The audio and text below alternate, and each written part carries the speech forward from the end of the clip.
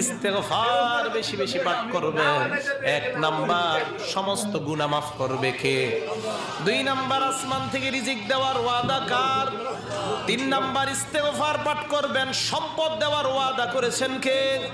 4 number রবানিন, ইস্তেগফার যারা পাঠ করবেন সন্তান দেওয়ার ওয়াদা কার? 5 নাম্বার ওয়ায়াজআল লাকুম জান্নাত, মরণের পর আল্লাহ পাক রব্বুল আলামিন চিরস্থায়ী জান্নাত দেওয়ার ওয়াদা করলেন। তাহলে বলেন ইস্তেগফার পাঠ করলে যে সন্তান দিবে ওয়াদাটা কার? বিশ্বাস করেন কোরআনে আল্লাহ বলতেছে এটা আমার ওয়াদা, আমার ওয়াদা। আল্লাহর ওয়াদা, আল্লাহর ওয়াদা একদম সত্য, কোনো সন্দেহ নাই। তাহলে ইস্তেগফার সকলে আমরা পাঠ করব কি করব না?